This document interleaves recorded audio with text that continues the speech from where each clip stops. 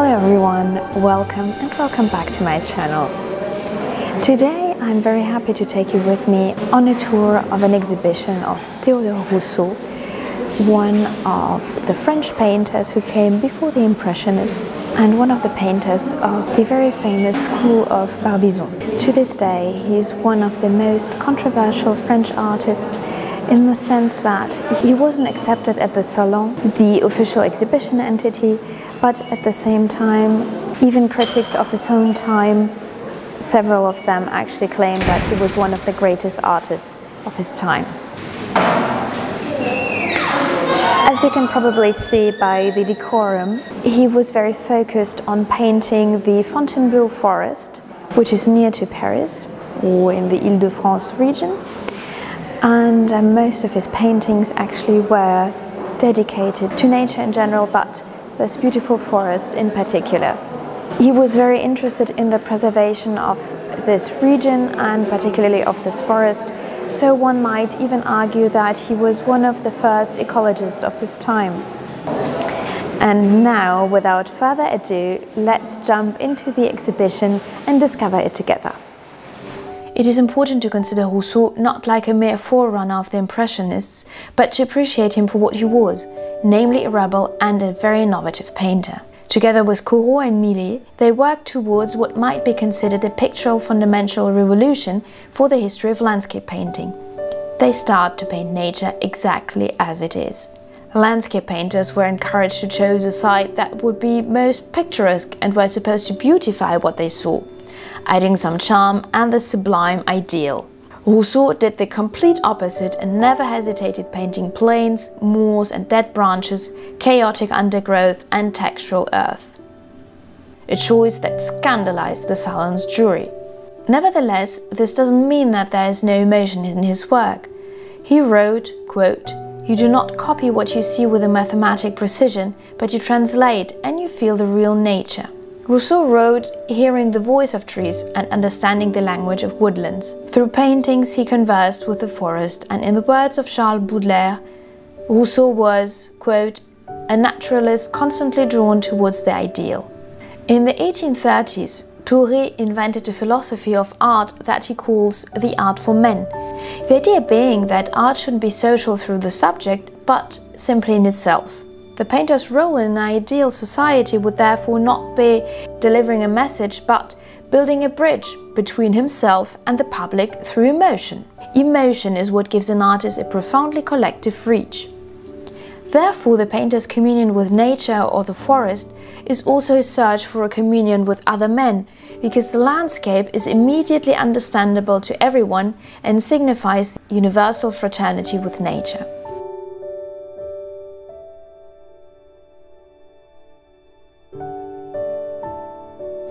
The hierarchy of pictorial genre was still very much a big thing in the 19th century. Since the 16th century, the academic doctrine placed historical, biblical and mythological representations above any other genre.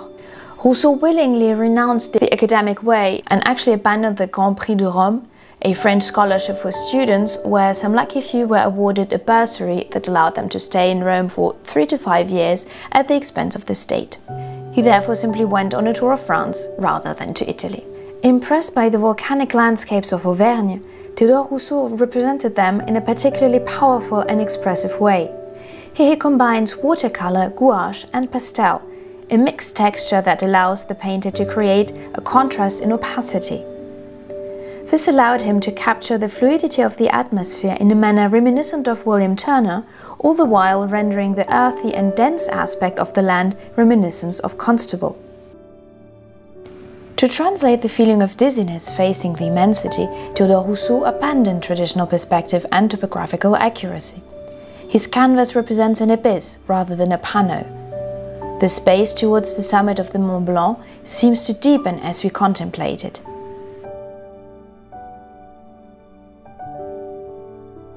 Some parts of the painting are composed through translucent layers of paint.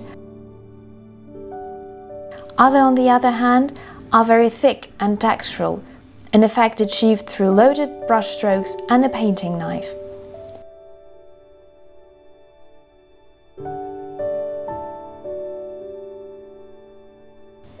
The eye of the viewer is drawn to the center and is constantly pushed by the different elements that make up the composition in a circular way. The representation of unleashed elements is reminiscent of Turner's Hannibal and his army crossing the Alps.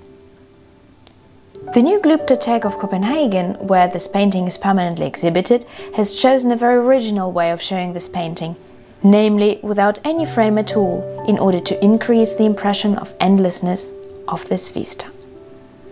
This work was nearly admitted to the Salon of 1834 with 11 votes to 10, and afterwards was purchased by the Duke of Orléans. This painting has a remarkable composition. Beyond the agricultural land, we can just make out the roofs of a village. Some human figures add to the scale of the landscape and give it some animation. In the background, a hill borders the edge of a forest, and we can nearly feel the branches move in the slight breeze under the blue and grey sky. This painting is one of the best known and shows the artist's fascination for the chiaroscuro in nature. A dark mass of branches forms an overhanging vault and is in stark contrast with the light that penetrates from each side of the alley. At this brighter part of the painting, the painter imitates the coarse surfaces of the chestnut trees by roughly applying his paint. Théodore Rousseau started this painting from nature in the grounds of the castle of Souliers, before reworking it in his workshop over a period of several years. The fun fact here is that while his work was to be acquired by the French state, it was still refused by the jury of the Salon. So at some point, his nickname of the Great Rejected paradoxically started benefiting him on a commercial level, and his works gradually achieved growing success with collectors and a public in search of authenticity. Unfortunately, due to irreversible chemical process linked to the use of bitumen, this painting is now practically destroyed, but luckily for us, some preparatory works remain. At any rate, we can clearly see through the scale that Théodore Rousseau tackles this landscape painting with the same importance as a historical painting. Interestingly enough, he also chooses a vertical format, which is frankly unusual for a landscape painting, and adds to the dramatic perspective and overall dynamics. Its refusal by the Salon jury raises a storm of protest, and the painter Ary Scheffer even organized a whole event by exhibiting it in his own Paris studio. Drawing in the work of Théodore Rousseau places his art within a profound study of nature. While his drawings do enrich his paintings, only few of them were later translated into paintings, and most remain independent studies. The extreme variety in size, technique, medium, surface and style is astonishing, to the point where it becomes difficult to imagine that they were all produced by the same artist. The whole clearly shows an artist keen to embrace the complexity and variety of nature in all its forms. Being majorly autodidactic, Rousseau didn't feel restricted by an academic approach. He therefore showed it was at liberty to explore and experiment with different techniques and media. This is a very interesting work, both from a stylistic and technical point of view. Through his connection to Eugène Cuvelier, Rousseau was introduced to the cliché vert, a hybrid process between engraving and photography invented in the 1850s. The painter would draw upon a glass plate, previously coated with a thick layer of varnish. Where he draws the line, the tip of the pencil scratches the varnish and reveals the translucent glass. The glass plate is then placed on photosensitive paper and exposed to light. The print is obtained through the light penetrating the scratches and thus marking the paper. Théodore Rousseau starts painting the forest of Isle-Adam in plein air, coming back every day at sunset over a long period of time. However, it took him 2 whole years to achieve this. It remains one of his most expensive paintings and one of the 3 works that marked his triumphant comeback to the Salon in 1849. What makes this work so representative of Rousseau's approach is both the choice of subject and the technique. It illustrates his ecological aesthetics through the representation of a rural activity. The space that is made up by the foliage, undergrowth, branches and the earth versus the space given to the human figures speaks for itself. Secondly, this painting also shows Rousseau's very typical and innovative composition and construction of perspective, where the viewer's vision is limited to an oval, restricted through a kind of vignetting. This leads to a focal point far away at the horizon, where the human activity takes place. This is another example of an elliptical composition of the forest interior, which is very similar to the previous painting. And it shows Théodore Rousseau's desire to immerse the viewer in the heart of nature. A nature that is not arranged and idealized and humanized version, but a chaos of plants, from the bushes on the ground to the branches in the upper section of the painting, where the viewer's eyes don't even reach the treetops.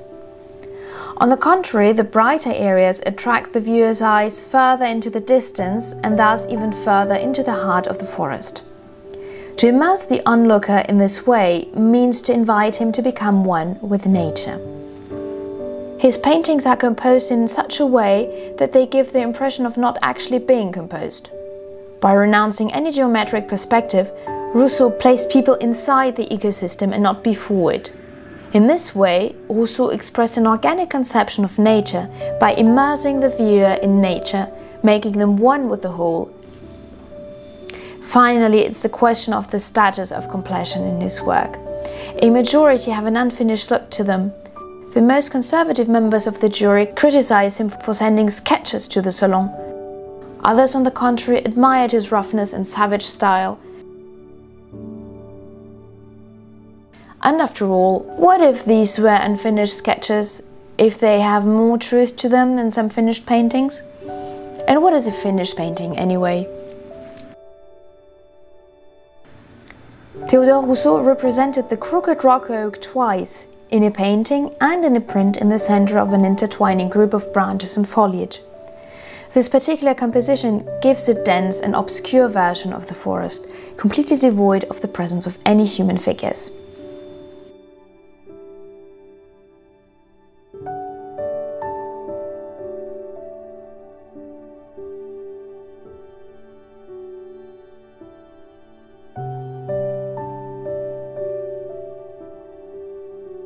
The oak is the type of tree that Rousseau painted most frequently and the one he most elevated to the status of a real leading character.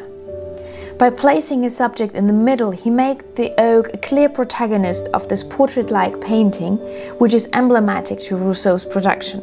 For Rousseau, the trees are individuals whose entire system of life must be revealed. As is frequently the case in Rousseau's work, the painting resembles more a watercolor sketch than a finished oil painting because of the extremely thin application of translucent paint. He also placed a tiny silhouette under the big sinuous branch of the tree, which does not only serve the purpose of scale and reinforces the imposing effect of the majestic old oak, but is also reminiscent of several paintings of Caspar David Friedrich, thus revealing the romantic origins of Rousseau's art. I've just finished the exhibition, and honestly it was, as you might have seen, a very, very successful one.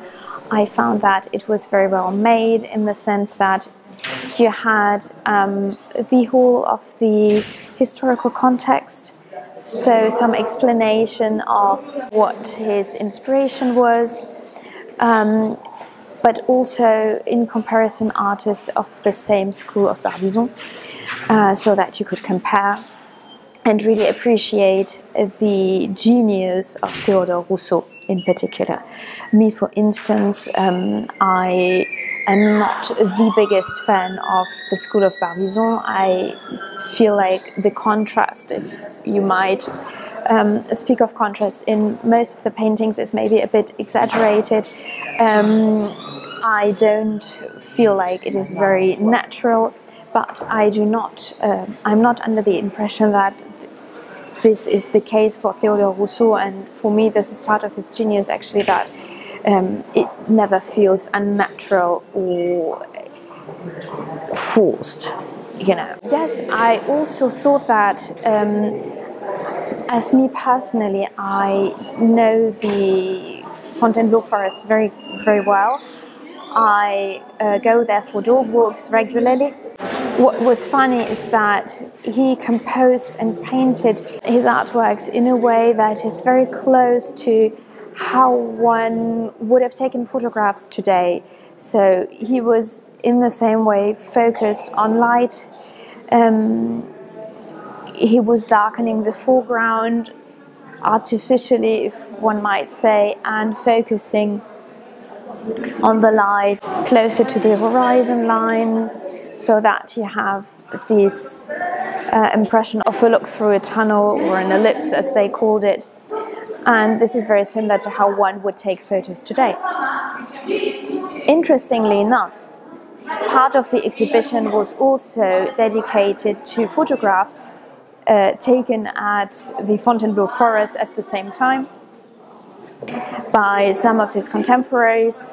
Sorry, I had to go away for a bit because there were a lot of people shouting and you probably wouldn't be able to hear me. Anyway, what I was about to say is that I also liked the fact that you had very different artworks there, so not only the bigger landscape paintings in oil, but also the drawings and some other very diverse artistic techniques that I've touched upon in my video, so it was very interesting to see. I hope you liked coming with me to this exhibition, that you found it entertaining and maybe even interesting to learn something more about Théodore Rousseau as well as the School of Barbican. Thank you so much for tuning in, and I hope to see you very soon in my next video. Until then, have a lovely morning, afternoon or evening, wherever you are. Cheers!